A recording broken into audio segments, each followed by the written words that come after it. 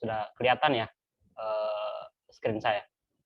Sudah Pak Mahasiswa. Jadi sebelum saya ke aplikasi Permata, mungkin ada pengantar sedikit Bapak Ibu serta adik-adik sekalian. Jadi salah satu yang menjadi dasar pertukaran program MBKM di Universitas Tadulako adalah ini, Permendikbud nomor 3 tahun 2020 tentang standar pendidikan nasional. Nah, pada Permendikbud ini sebenarnya setiap universitas itu atau perguruan tinggi diamanatkan untuk melayani mahasiswa agar dapat memperoleh hak belajar di luar program studinya selama 3 semester. Selama 3 semester itu terbagi menjadi 2, kayak gini. Jadi yang pertama, mahasiswa itu punya hak untuk mengambil SKS di luar program perguruan tinggi paling lama 2 semester. Hak yang kedua, mahasiswa itu diperbolehkan mengambil SKS di program studi lain, namun masih di perguruan tinggi yang sama selama 1 semester atau setara dengan 20 SKS. Nah, yang untuk keluar atau yang 2 semester di luar perguruan tinggi itu ada kurang lebih ada 8 bentuk BKP-nya, bentuk kegiatan pembelajarannya. Ada pertukaran pelajar, kemudian magang, asistensi mengajar, penelitian, proyek kemanusiaan, kemudian kegiatan wirausaha, studi dependen, dan membangun desa atau KKN tematik. Nah, KKN ini ada 8 yang bisa dilakukan di luar perguruan tinggi. Ini maksimal 2 semester ini hak mahasiswa yang program perguruan tinggi wajib untuk memfasilitasi. Nah, itu sudah dilakukan oleh Universitas Tadulako. Terbukti beberapa mahasiswa kita sudah mengikuti program pertukaran mahasiswa dalam negeri PMMDN. Kemudian ada juga yang magang, asistensi mengajar, ini kampus mengajar juga ada. Jadi Universitas Tadulako berusaha untuk memenuhi hak-hak yang mahasiswa tersebut. Nah, selanjutnya untuk yang bagian ini mengambil program studi yang berbeda di perguruan tinggi yang sama. Nah, sebagai ikhtiar, Universitas Tadulako kemudian membuat sebuah sistem informasi untuk memudahkan mahasiswa agar bisa mengambil mata kuliah dari program studi lain. Nah, namanya si Permata. Nah, sebelum itu saya juga mau jelaskan dulu jenis-jenis pertukaran mahasiswa yang sedang dilaksanakan Universitas Tadulako supaya adik-adik mahasiswa tidak bingung. Jadi paling tidak sekarang ada 3 pertukaran mahasiswa yang sedang berlangsung. Yang pertama itu pertukaran mahasiswa dalam negeri atau PMMDN. Ini yang dibiayai oleh Dikti. Nah, ini untuk proses pendaftarannya sudah selesai, ini sudah berlangsung saat ini. Kemudian ada yang kedua itu pertukaran mahasiswa tanah air, Permata Merdeka atau Permata Mandiri. Ini yang saat ini masih berlangsung pendaftarannya. Ini kerjasama antara Universitas Tadulako dengan 42 perguruan tinggi lain. Jadi ada konsorsium yang diikuti oleh Universitas Tadulako. Nah, mereka bersepakat untuk melakukan pertukaran mahasiswa antar 42 perguruan tinggi. Ini sedang berlangsung pendaftarannya. Kemudian selain itu, kedua ini tadi itu keluar ya. Jadi dari Universitas Tadulako, mahasiswa kita mengambil di perguruan tinggi lain. Nah, yang ketiga itu pertukaran internal jadi terjadi di dalam Universitas Tadulako antar prodi, itu yang si Permata, itu yang akan kita bahas sore hari ini. Jadi mudah-mudahan teman-teman tidak bingung ya. Ada banyak memang program pertukaran mahasiswa yang sedang berlangsung. Ya, sekarang saya coba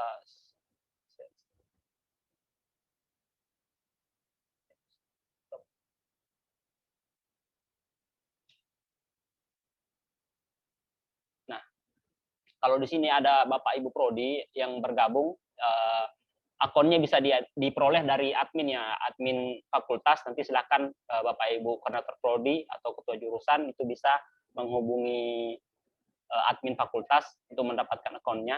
Setelah punya akunnya bisa masuk, nanti akan ada 2. Kemarin cuma 1, cuma KRS. Kemudian ketika sosialisasi ada prodi yang minta ditambahkan laporan. Jadi di sini ada laporan, daftar mata kuliah.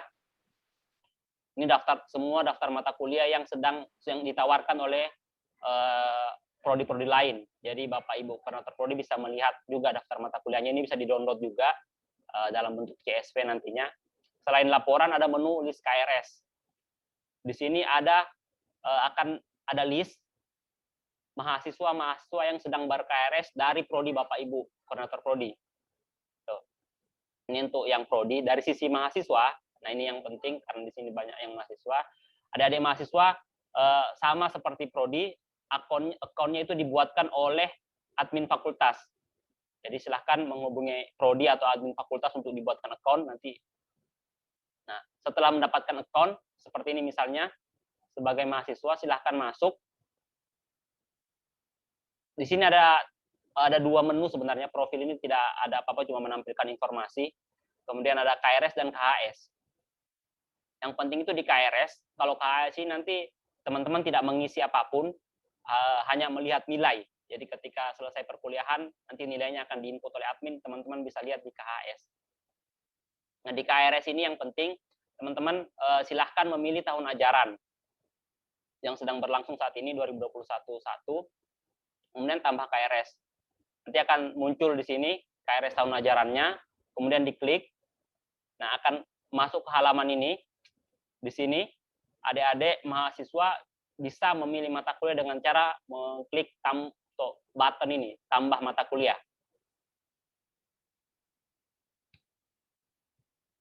Ini diklik, nah, akan muncul daftar mata kuliah. Di sini ada kuota ya, jadi kalau kuotanya sudah habis, mata kuliah itu tidak akan muncul lagi di halamannya adik-adik sekalian.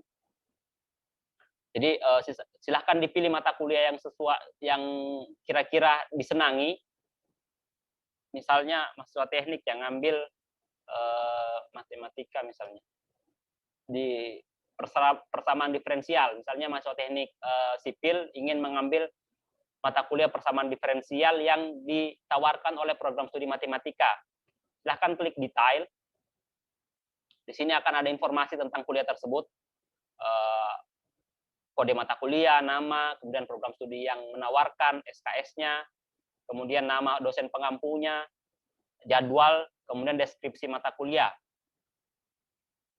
Ada kontak dosen pengampunya juga, kalau mau bertanya-tanya tentang mata kuliahnya, silahkan. Nah, yang penting adalah ketika mengambil mata kuliah ini, adik-adik harus diskusi sama dosen wali atau koordinator prodi. Jadi setelah itu silahkan klik ambil, nanti akan nambah di sini, akan tertambah di tabel ini. Nah, perhatikan di sini ada SKS maksimal, yaitu 21 SKS. Teman-teman tidak bisa mengambil lebih dari 21 SKS untuk pertukaran ini.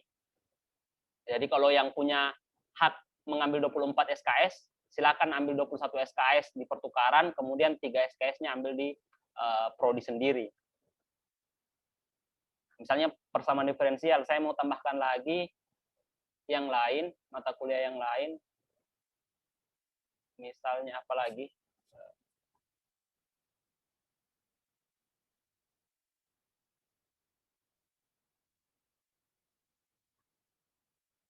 Ekonomi mikro misalnya. Saya ambil mata kuliahnya. Nah, setelah teman-teman mengisi mata kuliah sesuai dengan yang disenangi, silahkan ajukan KRS. Silahkan ajukan KRS. Tapi perlu diperhatikan ketika teman-teman sudah mengajukan KRS, itu sudah tidak bisa mengubah-ubah lagi kayak ini. Ini sudah tidak bisa diubah lagi, tidak bisa menambah atau mengurangi mata kuliah.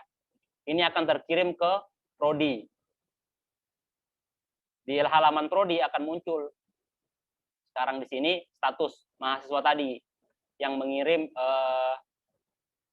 KRS-nya. Ini ada si Abdul Mahathir Najar, nama program studinya ini tes, kemudian dia sudah mengirim KRS. Saya sebagai koordinator prodi akan mengecek bahwa oh ini saya mahasiswa ini mengambil 2 mata kuliah, ekonomi mikro dan persamaan diferensial.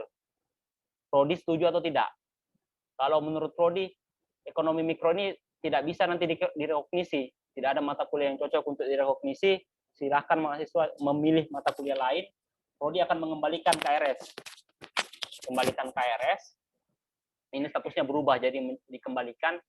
Nah, di halaman mahasiswa yang tadinya tidak bisa merubah apa-apa, kalau statusnya dikembalikan, itu kembali bisa. Jadi, oh ini saya mau hapus yang ekonomi mikro, kemudian tambahkan mata kuliah lain.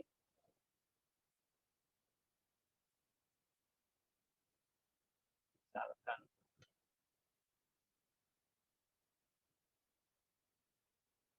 Saya ambil dasar-dasar ilmu tanah. Setelah saya memperbaiki KRS, silahkan ajukan kembali. Ajukan kembali, nanti dari prodi akan melihat. Sama seperti tadi, dia akan klik detail, kemudian melihat, oh mahasiswanya sudah mata kuliah yang dipilih oleh mahasiswa sudah sesuai, maka koordinator prodi bisa menyetujui. Setuju.